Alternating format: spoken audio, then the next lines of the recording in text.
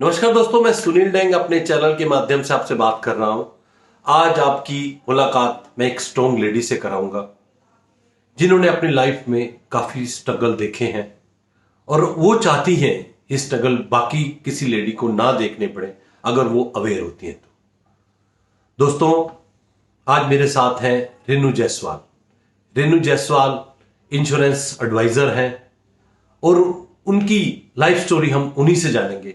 रेनू जी, आपका बहुत बहुत स्वागत है हमारे चैनल में। नमस्कार सर। मैं चाहूंगा हमारे लिसनर को आज अपने बारे में कुछ बताएं, अपने लाइफ के स्ट्रगल के बारे में बताएं। सर, मेरा नाम रेनू जायसवाल है और जैसे कि हर लेडी की एक सपना होता है, ड्रीम लाइफ होती है, उसी तरह मैंने भी 2004 में मेरी शादी हुई थी और मैंने एक बहुत अच्छी लाइफ जी। मेरा परिवार बहुत अच्छा था, भरा पूरा परिवार था और फाइनेंशियली हम लोग बहुत स्ट्रांग थे, किसी भी चीज की कमी नहीं थी। लेकिन ऐसा कोई समय भी आएगा, मुश्किलों भरा समय, ये मैंने कभी नहीं सोचा था। जी जी। शादी के 10 साल के बाद अचानक ही एक दिन मेरे हस्बैंड की एक्सीडेंट में डेथ हो गई और उसके बाद मेरी जिंदगी जैसे खत्म सी हो गई थी। कुछ भी समझ नहीं आ रहा था कि मैं आगे की जिंदगी कैसे जीऊंगी, अपने बच्चे को कैसे आगे पढ़ाऊंगी, उसकी जिम्मेदारी को कैसे निभाऊंगी। क्या एज थी हस्बैंड की आपकी उस समय? सर, उस समय वो 38 साल के थे। और आपकी एज क्या थी? मैं उस समय 33 साल की थी सर। जी। फिर कैसे आगे का जीवन कैसे फिर? सर, मैं हाउसवाइफ थी और मुझे बाहर की जॉब कैसे करना है उसके बारे में नहीं पता था और आगे कैसे क्या होगा कुछ भी समझ नहीं आ रहा था जी। उस समय मेरे पेरेंट्स ने, मम्मी पापा और भाई भाभी ने मुझे सपोर्ट किया। मैं उनके साथ उनके घर रहने लगी। तो आपके ससुराल में, रेनू मैं पूछ रहा था आपसे, आपके ससुराल में कोई नहीं था कि आपको अपने पेरेंट्स के घर जाना पड़ा? जी सर, मेरे सास ससुर नहीं थे, पहले से ही नहीं थे और जेठ जिठानी और नंदे थी। बट उन्होंने भी ना हस्बैंड के डेथ के बाद में बात करना बंद कर दिया और तो मतलब उनकी तरफ से आपको कोई सपोर्ट नहीं मिला? नहीं सर, कोई सपोर्ट नहीं मिला। सारी रिस्पॉन्सिबिलिटी मेरे पेरेंट्स ने ही उस समय निभाई क्योंकि मैं उस समय डिप्रेशन में थी और मुझे समझ नहीं आ रहा था कि मैं कैसे रहूं, क्या करूं, क्या नहीं करूं। जी। कोई भी चीज मेरी समझ में नहीं आ रही थी सर। जी। फिर आगे क्या किया आपने? कहीं कोई सर्विस ज्वाइन की, क्या किया? जी सर, उस समय मैंने एक जगह 2 से 3 महीने के बाद मैंने एक जगह रिसेप्शन पे जॉब किया। इंस्टीट्यूट था वो, बच्चों की स्टडीज वहाँ होती थी, वहाँ रिसेप्शन पे जॉब किया। जी। और 6 महीने बाद, क्योंकि मैं डिप्रेशन में उन दिनों बहुत ज्यादा रहती थी, डिप्रेशन की वजह से मुझे फिजिकली प्रॉब्लम हो गई और मुझे एक ऑपरेशन भी कराना पड़ा। जिसका खर्चा भी 50,000 के करीब आया था। और बड़ी बात यह है कि मेरे पास में उन दिनों कोई हेल्थ इंश्योरेंस भी नहीं था। जी। मेरे हस्बैंड की भी एक पॉलिसी चल रही थी जो उन्होंने लैप्स कर दी थी, उसको कंटिन्यू नहीं किया था, तो उसमें भी मुझे कोई क्लेम नहीं मिला। अगर वो पॉलिसी कंटिन्यू होती तो 5 से 6 लाख रुपए तक मुझे उसमें पैसा मिलता। फिर आगे क्या किया आगे अपने? सर, फिर उसके बाद जब मैं ठीक हुई तो मैंने फिर से जॉब ज्वाइन किया। मैंने एक प्राइवेट इंश्योरेंस कंपनी में जॉब किया और 4 साल मैंने वहां नौकरी की और वहां पर मैंने भी इंश्योरेंस के वैल्यू को समझा, इम्पोर्टेंस को समझा, फिर अपने लिए, खुद के लिए भी इंश्योरेंस वहां से लिया सर। जी।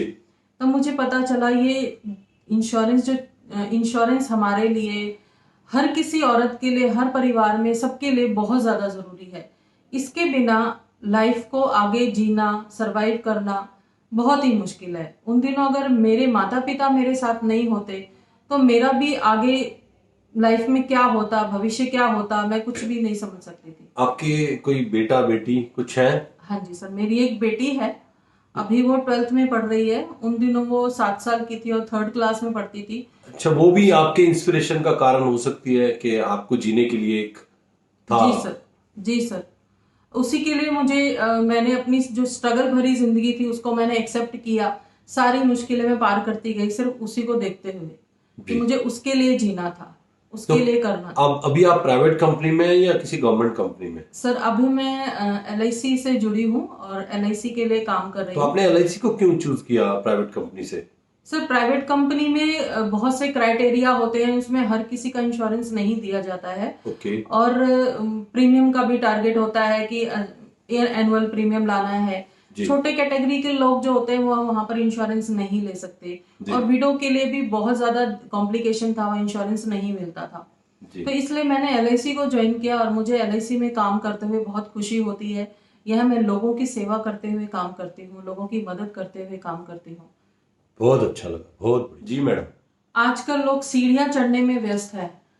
किसी भी बिल्डिंग की हम सीढ़ियां चढ़ते जा रहे, चढ़ते जा रहे, चढ़ते जा रहे। जब हम अपने टॉप फ्लोर पर पहुंचे और हमने दरवाजा खोलने की कोशिश की तो पता लगा हमारी चाबी तो गाड़ी में ही रह गई है। अब इतनी ऊंची सीढ़ियां चढ़ने का कोई हाँ। फायदा नहीं है। मेरे को भी एक एग्जांपल याद आ रहा है मैडम, जी। जैसे आपने बताया ना, ऐसे ही हमारे दोस्त थे, वो उनका ना 100वें माले पे ऑफिस था और उनका जैसे ऑफिस जा रहे थे वो, और देखा कि लिफ्ट ही खराब है। जी। और लिफ्ट खराब थी, वो उन्होंने कहा भी इंपॉर्टेंट काम है, चलो सीढ़ियों से ही चलते हैं। जैसे ही वो 100वें माले पे पहुंचे, उनको पता लगा ये तो गलत बिल्डिंग में चढ़ गए।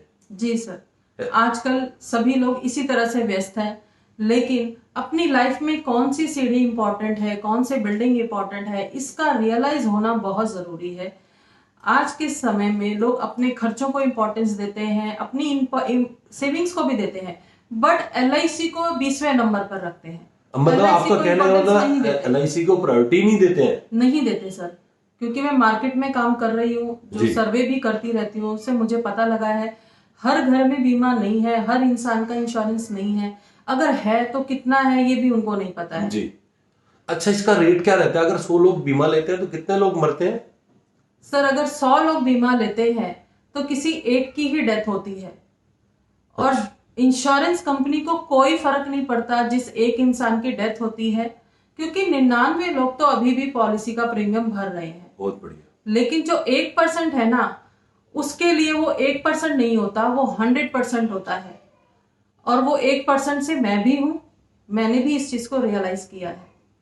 मतलब आपने भी वो अपना 100% खोया है। Yes sir. मतलब आपका बोलने का मतलब है कि 99 लोगों को कुछ नहीं होता, सिर्फ 1% को ही होता है, और 99 लोग अभी भी प्रीमियम भर रहे हैं, तो इंश्योरेंस कंपनी को कोई फर्क नहीं पड़ता। लेकिन जिसके घर से वो 1% जाता है उसका वो 100% जाता है। Right sir. और उसका सिर्फ 100% एक इंसान की ही डेथ नहीं होती है, उसके साथ बच्चों की पढ़ाई की डेथ होती है, बच्चों के सपनों की डेथ होती है, घर में आने वाले खर्चों की डेथ होती है। इमोशनल लॉस तो कोई फुलफिल नहीं कर सकता, बट हर कदम पे, हर सिचुएशन पे हमें एक बहुत भारी लॉस का सामना करना पड़ता है। बहुत बढ़िया, बहुत बढ़िया मैडम। आपका कहने का मतलब है कि जब एक हस्बैंड की डेथ होती है, खाली एक हस्बैंड नहीं जाता, उस घर से 3 लाशें उठती हैं, एक हस्बैंड की, एक फादर की और एक इनकम की। राइट। बहुत बढ़िया मैडम।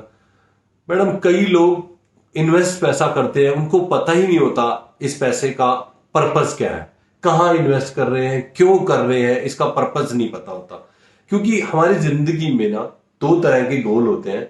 एक होता है नॉट नेगोशिएबल गोल, जिसको हम नेगोशिएट कर ही नहीं सकते, जिसके अंडर आता है हमारे बच्चे का एजुकेशन, हमारे बच्चे की मैरिज, और थर्ड इंपॉर्टेंट फैक्टर है हमारी पेंशन। जी सर। इनको हम नेगोशिएट कर ही नहीं सकते। ये थोड़ा कम भी होंगे तो चलेगा, लेकिन इनको हम हटा नहीं सकते। दूसरे तरह के गोल होते हैं नाइस टू हैव गोल। अगर ये गोल हमारी जिंदगी में है तब भी ठीक है, नहीं है तब भी ठीक है। जैसे कई लोग लग्जरी गाड़ी लेना चाहते हैं, वर्ल्ड टूर करना चाहते हैं जी। ये अगर नहीं भी होंगे ना तो ज्यादा फर्क नहीं पड़ेगा, लेकिन जो गोल इंपॉर्टेंट है उन पे हम कॉम्प्रोमाइज। रेनू मैम, आपसे क्वेश्चन पूछूंगा, क्या लोग आसानी से बीमा ले लेते हैं LIC? नहीं सर, बिल्कुल भी नहीं। लोग LIC लेना ही नहीं चाहते। क्यों? क्योंकि उनको पूछा जाए उनसे तो कहते हैं कि हमें हाई रिटर्न वाली चीज लेनी है, हाई रिटर्न जिसमें है हमें वहां पर इन्वेस्ट करना है। और अगर उनसे मैं पूछती हूँ कि क्यों हाई रिटर्न चाहते हैं, तो वो लोग कहते हैं कि हमें हाई मनी चाहिए, ज्यादा पैसा चाहिए। अरे ज्यादा पैसा रहेगा तो हम लोग ज्यादा खुश होंगे। लेकिन उनको मैं ये क्वेश्चन ये भी पूछना चाहती हूँ कि जहां आप हाई रिटर्न चाहते हैं वहां पर आपको हाई रिस्क भी मिलेगा। बहुत बढ़िया, बहुत बढ़िया। जी। और रिस्क वाली चीजों में क्या आप अपने बच्चों की एजुकेशन को लेना चाहेंगे? क्या बच्चे की शादी को आप रिस्क में लेना चाहेंगे? क्योंकि अगर आपको भविष्य में बच्चे की एजुकेशन, उनकी शादी, उनके फ्यूचर के लिए अगर 50 लाख रुपए की भी जरूरत है और उसको आप रिस्क में डाल देंगे तो उनके सपनों का क्या होगा? क्या होगा? मतलब आपका कहने का मतलब है अगर शादी के लिए 50 लाख चाहिए तो उस पर उनको बिल्कुल रिस्क नहीं लेना चाहिए? नहीं सर, अगर उस पैसे को वो सेफ जगह पर इन्वेस्ट कर देते हैं, इंश्योरेंस में इन्वेस्ट कर देते हैं, उसके बाद की उनकी जो भी सेविंग है, 25 लाख रुपए की इन्वेस्टमेंट और करना चाहते हैं तो उसको वो रिस्क में ले सकते हैं, रिस्क में ले सकते वो उधर हाई रिटर्न ले सकते हैं जी। मतलब कि 50 लाख जो बेस है उसको नहीं छेड़ना, उसके बाद जो पैसा बचता है उसको हाई रिस्क में भी ले सकते हैं और मॉडरेट रिस्क में भी ले सकते हैं। Yes sir. बहुत बढ़िया मैडम, बहुत अच्छा।